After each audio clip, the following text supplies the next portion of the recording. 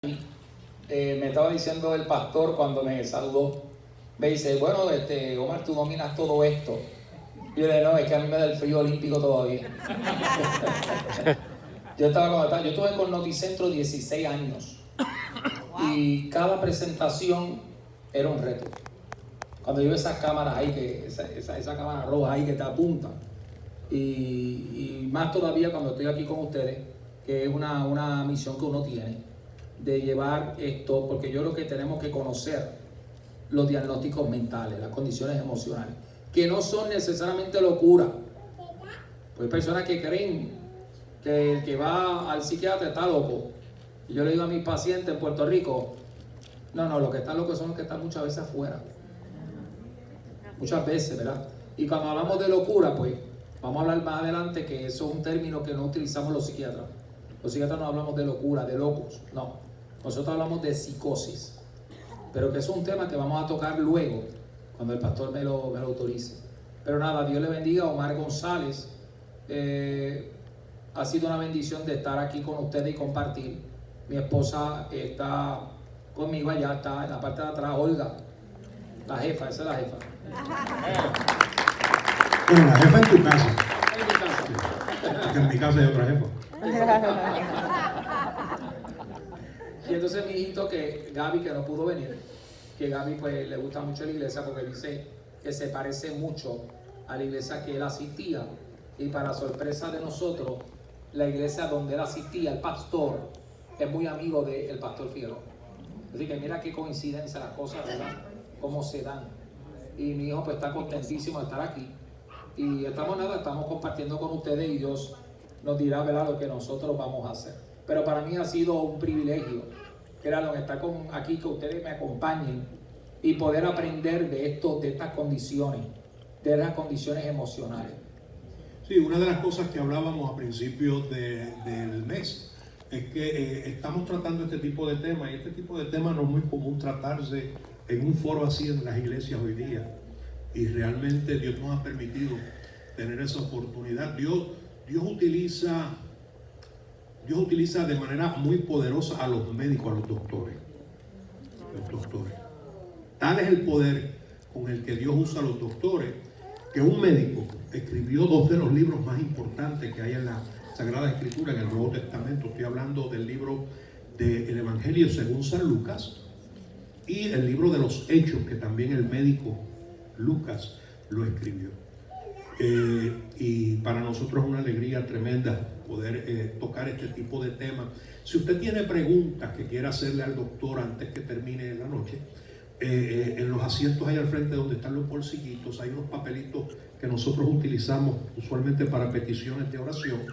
Usted pone su nombre, ¿verdad? Y pone por acá que es una pregunta, y si la pregunta no cabe aquí al frente, pues la puede escribir en la parte de atrás. Para entrar en materia, ¿verdad?, de lo que nos compete en esta noche, doctor, yo tengo entendido que existe un manual de diagnóstico y estadístico para el tratamiento de enfermedades o trastornos mentales.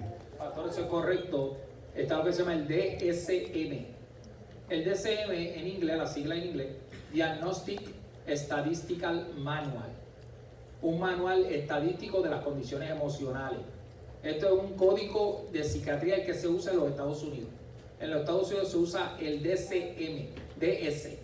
Y el primer DSM surge luego de la Segunda Guerra Mundial, en el 1960, donde los soldados, cuando salieron de la guerra, tenían unas condiciones emocionales y había que categorizarlo, había que darle diagnóstico.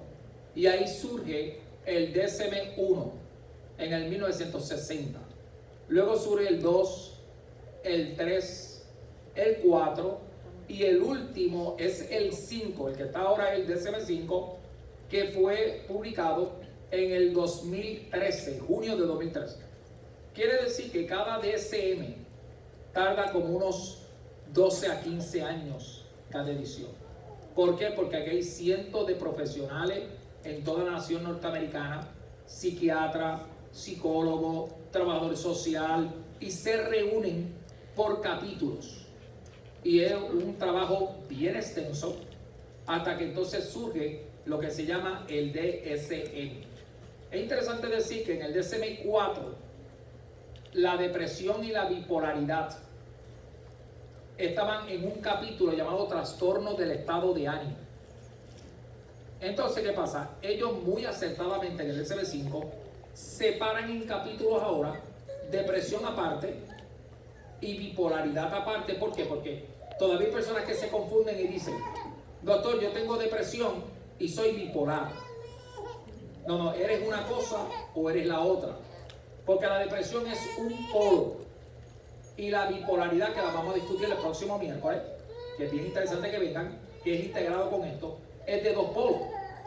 Así que en el DSM-5 separan lo que hay, y inclusive el tratamiento es totalmente distinto, tratamiento farmacológico.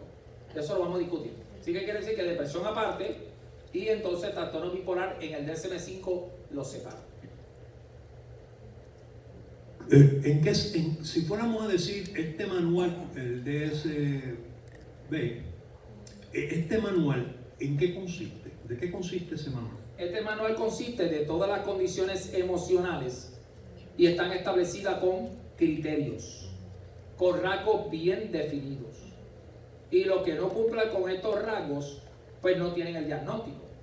Por eso es importante conocer los diagnósticos para establecer, porque muchas veces un médico le puede decir, tú necesitas esta pastillita. Pero entonces usted tiene el derecho de preguntar al médico, ¿y para qué se usa esto? ¿Y por qué es este medicamento? ¿Qué diagnóstico yo tengo? Esto es bien importante y esto es en base al DSM, donde están incluidas todas las condiciones emocionales. ¿Cuáles serían los criterios para que una persona sea, o un médico o en su práctica, usted pueda diagnosticar a una persona con una depresión mayor? Es una tremenda pregunta. El DSM nos dice esto. En una depresión mayor, ahí tiene que haber una lista de 9 síntomas. De los 9, usted tiene que cumplir por lo menos 5. 5 de 9 es un criterio. Número 2, el tiempo. 2 semanas o más. Número 3, la mayor parte del tiempo. Porque una persona, pastor, puede decir, yo estoy triste, pero ¿cuánto tiempo? Pues en ocasiones. No es una depresión mayor. La depresión mayor es la mayor parte del tiempo. De una lista de 9 síntomas, tener 5. Y los primeros 2, que vamos a discutir ahora, uno de los 2 se tiene que dar. Si uno de los 2 no se da, no es depresión mayor. Ahora, ¿cuáles son los primeros 2 síntomas? Número 1, tristeza. La persona deprimida se siente triste. Ahora, no solamente puede ser triste, irritable. Una persona irritable puede tener un síntoma. Tengan cuidado porque va a decir, mira, a ver, lo que te pasa a ti. O sea, tú tienes una depresión mayor. Es una constelación de síntomas. No solamente un síntoma. 5 de cuánto? De 9. De 9. Muy bien. Número 1, tristeza o irritabilidad. Número 2, pierdo la capacidad de disfrutar de las cosas. Ya yo no tengo el deseo de ir a la iglesia, ya yo no tengo el deseo de ir a ver una película. Y antes tú tenías deseo, ya no tengo el deseo de practicar un deporte, que antes tú lo hacías. No es que yo no tenga el tiempo, es que yo no tengo el deseo. Eso se llama anedonia. A-N-H-E-D-O-N-I-A. Anedonia. Anedonia es la pérdida de la capacidad de disfrutar. Así que quiere decir que para una depresión mayor, tiene que tener uno de los primeros 2 síntomas. Depresión o pérdida de la capacidad de disfrutar. Si yo no tengo ninguno de esos 2, no tengo que seguir explorando porque no hay una depresión mayor. Número 3. En cuanto a ese segundo anedonia, ¿puede incluir el síntoma de carencia de deseo sexual hacia la pareja? Claro, todo lo que sea la capacidad de disfrutar. Yo pierdo hasta inclusive lo que me habías dicho. El deseo de la intimidad lo pierdo. Número 3. Problemas en el sueño. Eso es bien característico de una persona deprimida. Una persona deprimida o duermo poco, insomnio, o duermo de más, pastor, hipersomnia. Ok, entonces, pero es interesante porque hay que hacer una pregunta. Ah, doctor, yo duermo 10 horas. Ok, pero cuando te levantas con energía, nada. Me levanto hasta más cansado que cuando me acosté. Así que quiere decir que el sueño no es reparador. Es bien importante lo del sueño. Es bien frecuente de pacientes deprimidos con problemas de insomnio. O hipersomnia, dormir de más. Pero como les dije, no tengo energía, me levanto y el sueño no fue reparado. Ok, el apetito. Pérdida de apetito o aumento de apetito. Ya no tengo el deseo de comerme, pastor, el arroz con habichuela con carne. No tengo el deseo. Ahora, muchos comienzan a comer carbohidratos, dulce, mantecado, o aumento de apetito. Fíjense que son extremos.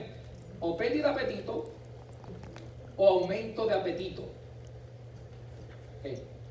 Otro aspecto importante que también se ve mucho en el paciente deprimido es la concentración. Se nos comienza a olvidar las cosas. Se nos queda la mente en blanco. ¿Cuántos pacientes iban a mi oficina en Puerto Rico y se perdían? Iban 2 y 3 veces, pero no me acordaba. Porque la concentración, y quiero decirle que la concentración es un síntoma que tarda en recuperarse. De los síntomas que más tarda en recuperarse en depresión es la concentración. Otro aspecto, sentimientos de culpa. Ahí está envuelta la autoestima. Y uno de los problemas de la depresión es que nos empezamos a echar la culpa con problemas de autoestima. Y nos vienen pensamientos negativos de nosotros, de lo que está a nuestro alrededor y del futuro. Vemos un futuro incierto, vemos un futuro poco halagador, no vemos esperanza. Así que quiere decir que la autoestima se trastoca. Ok. Otro aspecto importante, además de los sentimientos de culpa, es la ansiedad. Es bien frecuente en un paciente deprimido presentar ansiedad. La literatura nos dice que más de un 90% de los pacientes deprimidos están ansiosos. O están ansiosos y por eso se establece el diagnóstico de depresión mayor. Que by the way, la depresión mayor tiene 2 apellidos: episodio único o recurrente. Ese es el primer apellido. Por ejemplo, yo pongo depresión mayor, episodio único si es el primer episodio que te da. Si te ha dado varios episodios, sería depresión mayor recurrente. Y el otro apellido es la intensidad: leve, moderado o severo.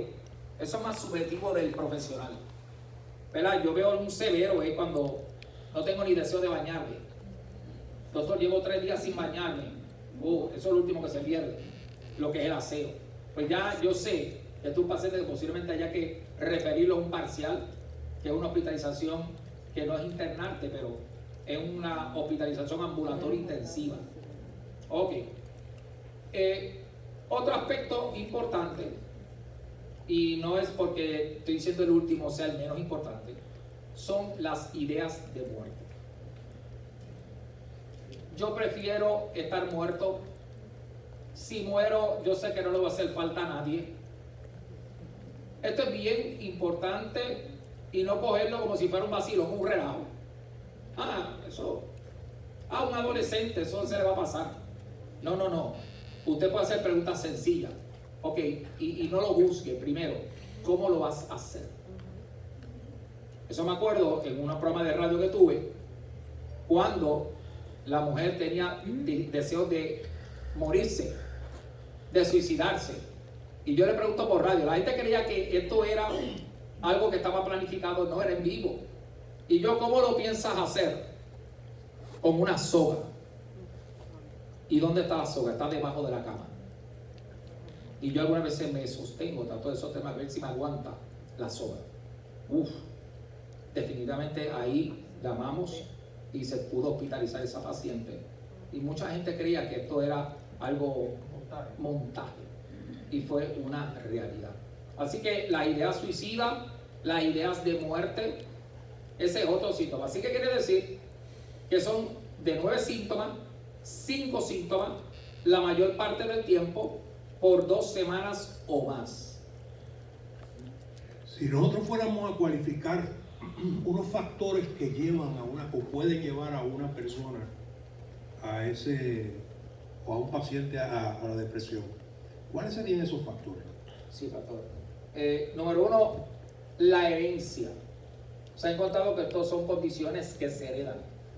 Cuando uno evalúa a un paciente con depresión, le pregunta a su papá, de su mamá, y posiblemente le dice, no, ellos, a mí me ha pasado lo mismo que de ellos. O, peor todavía, suicidio. Yo tengo un tío que se suicidó. Así que quiere decir que esto es una enfermedad. Estas enfermedades se heredan. Estas condiciones se heredan. Número 2, los estresores de la vida. Problemas de finanzas, problemas familiares, la muerte de un ser querido. Los estresores también pueden desembocar una depresión. Y otro aspecto bien importante es que el cerebro tiene más de 100 billones de neuronas. Y las neuronas se comunican unas con otras a través de una sustancia llamada neurotransmisores. Estos neurotransmisores son mensajeros químicos que van de una neurona a otra neurona. Y es bien importante porque, así como hablamos de la familia, la comunicación, la base del cerebro es la comunicación entre las neuronas. Si, por ejemplo, una persona tiene depresión, o tiene ansiedad, o tiene una condición emocional, esas neuronas pierden la comunicación, se separan y se empiezan a destruir ellas mismas. Eso se llama apostosis. Apostosis es el proceso donde las neuronas pierden la comunicación, se separan, se destruyen ellas mismas y hay muerte celular. Por eso que muchos casos de Alzheimer son debido a condiciones emocionales no tratadas adecuadamente. Ahora la pregunta que viene. Pero entonces si se murió la neurona, ya eso no se regenera. Eso es lo que antes se creía. Antes se creía que las neuronas no se regeneraban, pero ya se sabe que hay lo que se llama la neurogénesis, que es la génesis de nuevas neuronas. Por eso que usted ve un viejito de 80 años, como yo tengo pacientes en mi oficina en Puerto Rico, jugando crucigrama. Y usted ve que ese cerebro está activo. Así que hay neurogénesis. Y la neurogénesis te va a ayudar en cosas que tú hagas, los estudios, que tú hagas un esfuerzo mental. Y los medicamentos se han encontrado, es que interesante, los antidepresivos se han encontrado que aumentan la neurogénesis. Son neuroprotectores del cerebro. Tremendo. ¿Cuáles son los factores o cuáles son las señales de depresión en los niños y después en los adolescentes? Wow, una tremenda pregunta. Los niños presentan lo que se llama una depresión enmascarada. En los adultos, 5 de 9, ¿verdad que sí? ¿Por cuánto tiempo? 2 semanas. Muy bien. La mayor parte del tiempo. Ajá. Muy bien. Pero los niños con irritabilidad es suficiente. Pero puede haber irritabilidad, puede haber quejas somáticas, dolor de cabeza, dolor de estómago, puede haber trastornos de conducta, suspensión en la escuela, peleas. O sea que tenemos que explorar por qué están ocurriendo estas cosas. Así que lo que se llama una depresión enmascarada.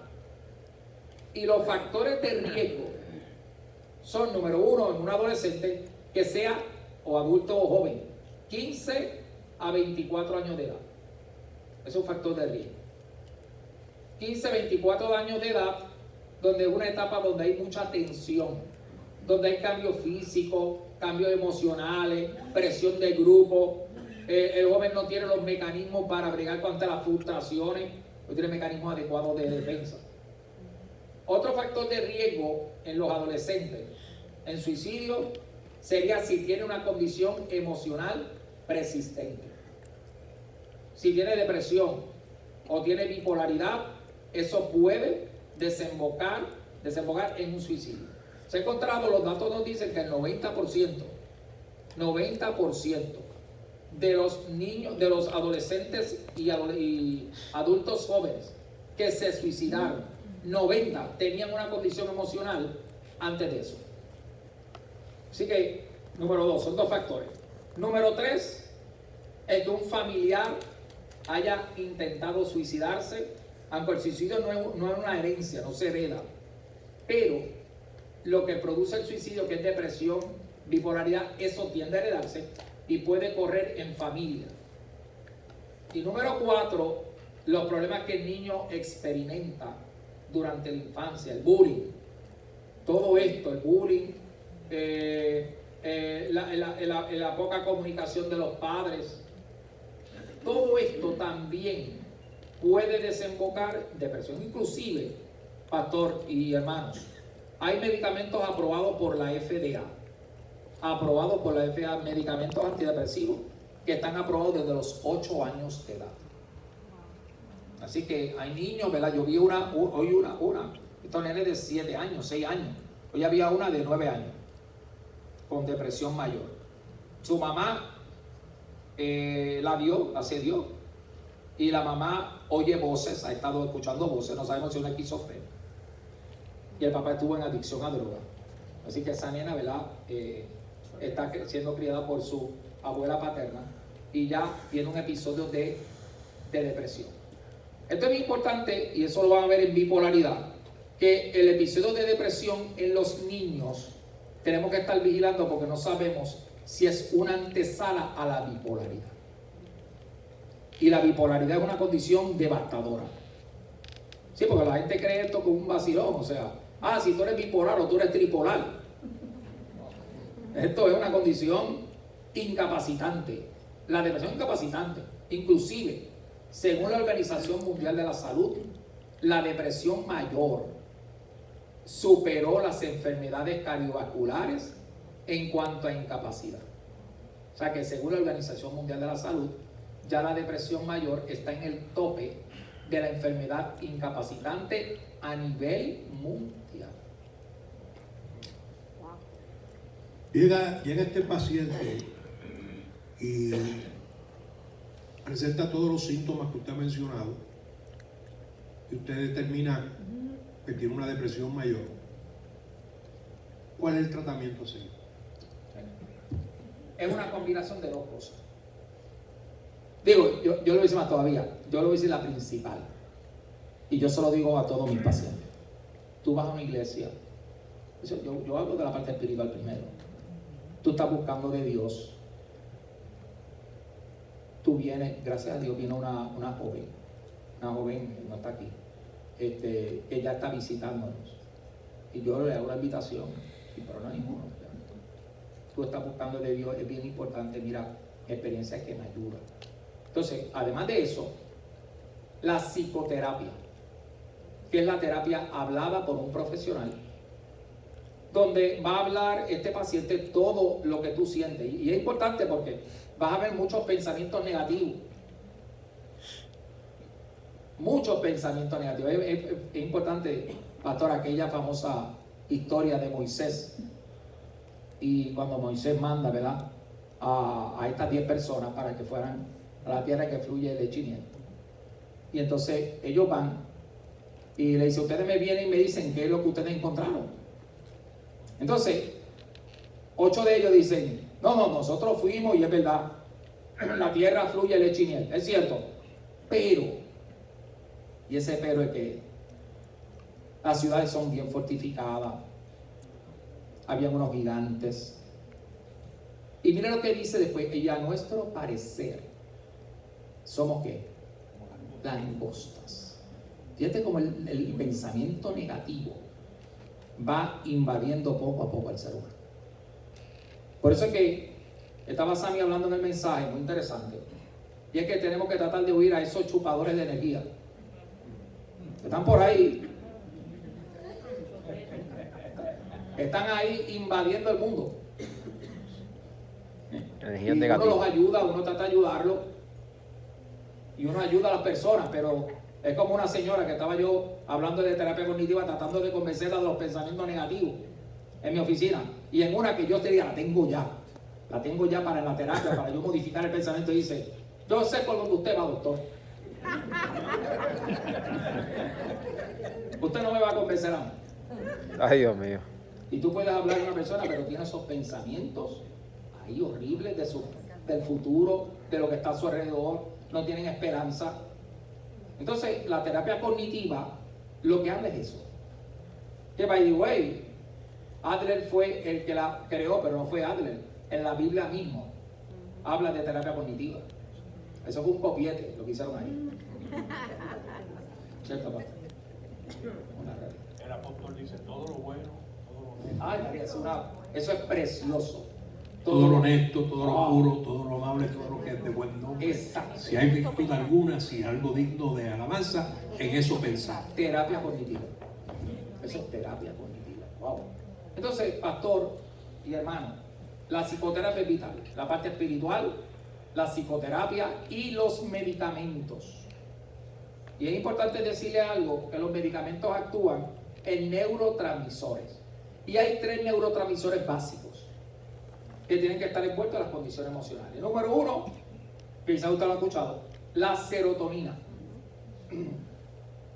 Y cuando yo hablo de los trastornos de ansiedad, la serotonina, cuando hay un desbalance de serotonina, hay depresión y hay ansiedad. Y existen medicamentos que actúan en serotonina. Eso vamos a hablar un poco más adelante en otro. Así que quiere decir que la serotonina es un neurotransmisor y la dopamina y la norepinefrina, que nombre más raro. Esos son otros 2.